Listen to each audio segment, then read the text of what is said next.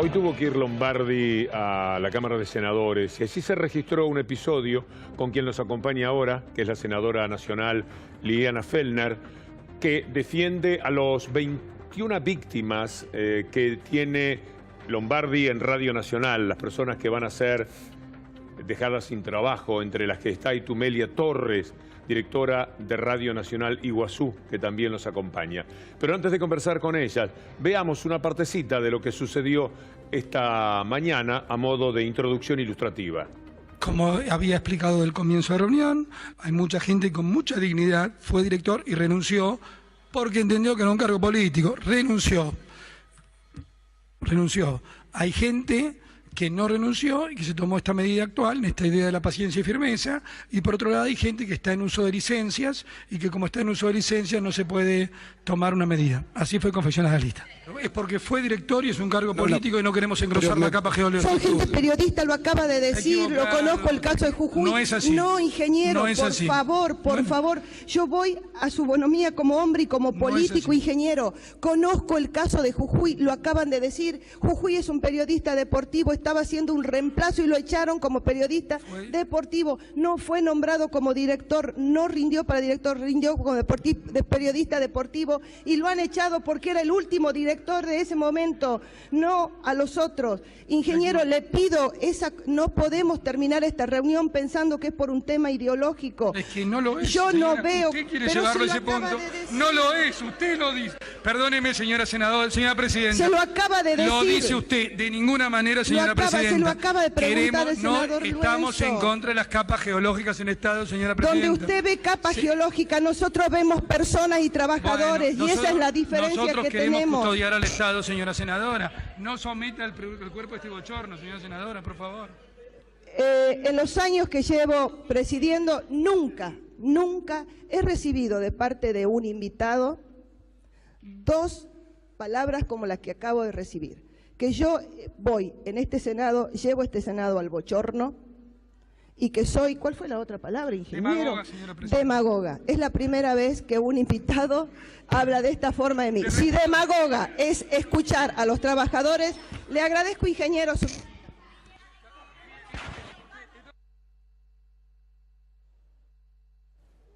¿Qué sacó de esto, senadora? Preocupación y tristeza. Que esto suceda en el Congreso de la Nación, que esto suceda en el debate de una comisión. El Congreso de la Nación es el lugar donde están las ideas, donde se escucha, donde se conoce, para después pensar las leyes, las propuestas que tenemos que llevar adelante. Y la intolerancia, la falta de respeto, una vez más puesta de manifiesto por el ingeniero Lombardi, cuando él habla de capas geológicas enquistadas en el gobierno, le está faltando el respeto a todos los trabajadores estatales, absolutamente a todos. Y en este caso particular, le estaba faltando el respeto a un grupo de trabajadores cesanteados de Radio Nacional que habían viajado muchos kilómetros para venir a decir lo que les estaba pasando y habían pedido estar en una reunión del Congreso de la Nación, en donde estaba invitado el ingeniero Lombardi. Antes de todo eso que ustedes vieron, sucedieron otras cosas, que era no dejar que hablen los trabajadores, ante el pedido del senador Godoy, que él empieza a hablar también de lo que estaba sucediendo en Radio Nacional de su provincia, cómo veía él lo que estaba llevándose adelante en todo lo que significan los medios públicos. Habló también de la situación del INCA, porque ustedes saben que todo este fondo está en la Ley de Comunicación Audiovisual. Ahí empezaron a ponerse muy nerviosos. Un senador gritó de que los trabajadores no debían hablar en el Senado, sino en la plaza, para eso tenían las plazas. Ya sabemos qué pasa cuando van a hablar a la plaza, ya lo hemos visto con los maestros. Y ahí fue cuando empezó a tornarse la reunión fuera de lo que estábamos acostumbrados, como estamos acostumbrados, del respeto y la tolerancia, y no la hipocresía que uno supone que tiene que tener una institución como es el Senado de la Nación, ¿no? Itumelia Torres es la directora de Radio Nacional Iguazú. ¿Cuál es la situación por la que están atravesando usted y 20 personas más?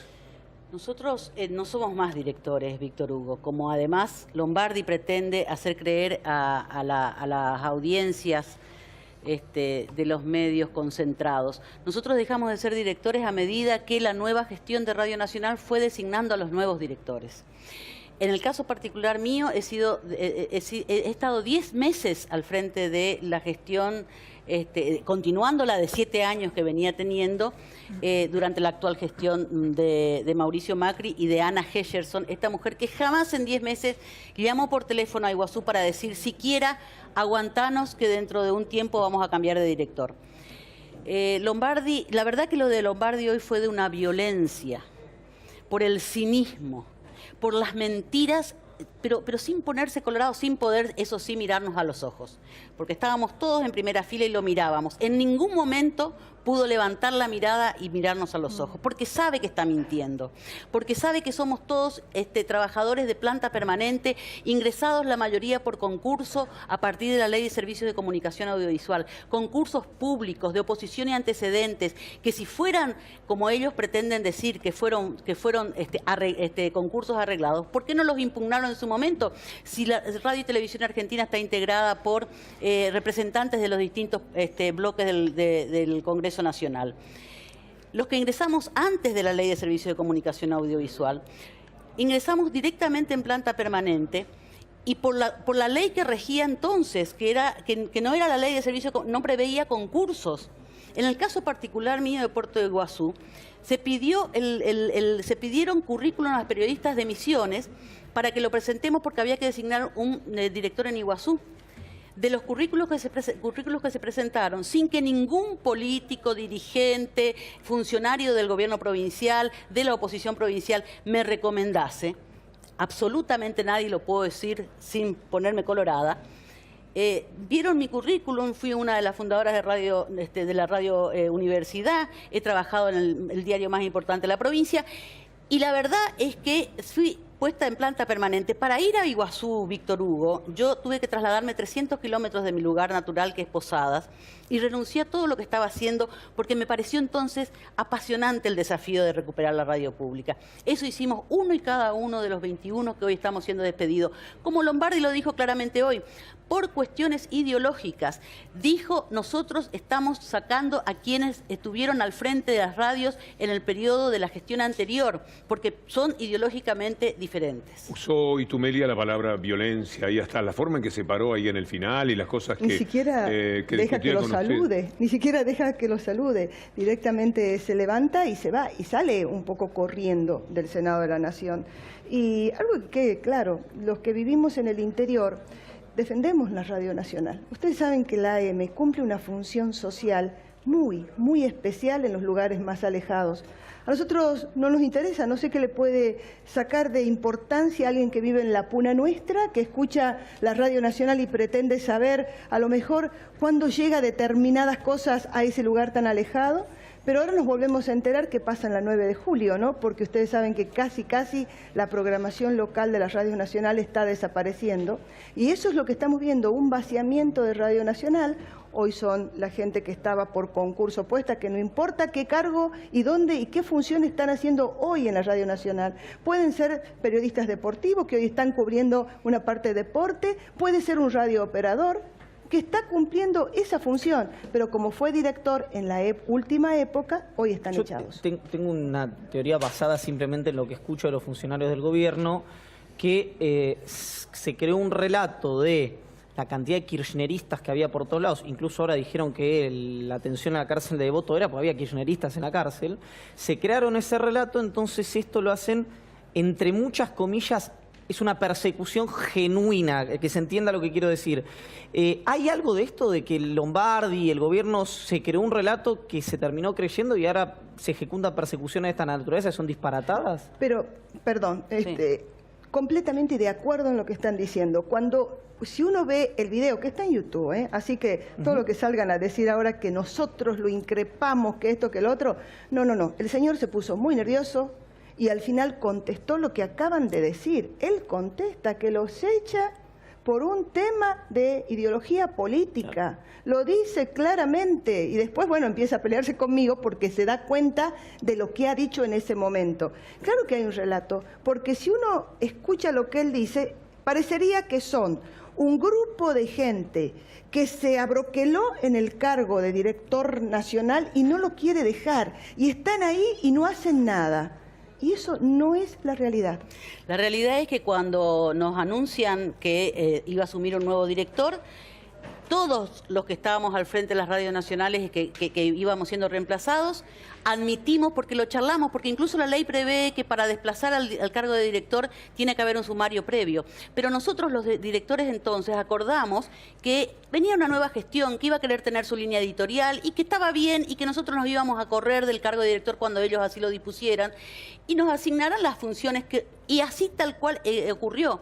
Lombardi dice, se atrincheraron. Si yo me hubiese atrincherado o alguno de nuestros colegas se hubiesen atrincherados, yo no hubiese entregado al nuevo director con un acto público que se transmitió en vivo en Radio Nacional Iguazú, que vinieron los correligionarios del nuevo director, que fue diputado radical, que es ingeniero civil y no tiene nada que ver con los medios de comunicación, y tuvo un acto público, le entregué una carpeta con el informe de toda la gestión. Digo, al margen de eso, de que no estuvimos atrincherados, Lombardi se atreve a decir, lo volvió a repetir hoy, que nosotros seguimos cobrando como directores. Una flagrante mentira, por eso digo la violencia, porque cuando la resolución que nos desplaza del cargo, la resolución dice que se incorpora el nuevo director, nosotros pasamos a cumplir las funciones, en mi caso periodista, y nos sacaban, por supuesto, y lo dice la resolución, el plus que cobrábamos hasta ese momento como directores. La violencia que genera Lombardi es la de la persona que miente en la cara. Así es. Es un personaje, yo no quiero cargar las tintas por mi lado porque no quiero involucrar en los términos que yo uso para designar a Lombardi a quienes son entrevistados, pero juega con esto, con mentir aviesamente. Eso sí, le cuesta mucho levantar la mirada porque el 90% de lo que dice es mentira. Buen día y buenas tardes puede ser cierto. Y una cosita así, Víctor Hugo. No. Yo creo que a estos personajes que hoy nos gobiernan no podemos discutir con ellos con la razón. No entienden la razón. Son una unidad de negocios. Vinieron a hacer negocios. Vinieron a saquear al país. Están saqueando a la patria. Algún día van a tener que rendir cuentas en la justicia. A muchos de ellos seguramente los vamos a ver presos. En el caso de ningún director de la gestión de Cristina Fernández de Kirchner nos han podido probar ni que nos hayamos quedado ni con medio alfiler. De hecho, hoy a mí me despiden y me quedo en la calle.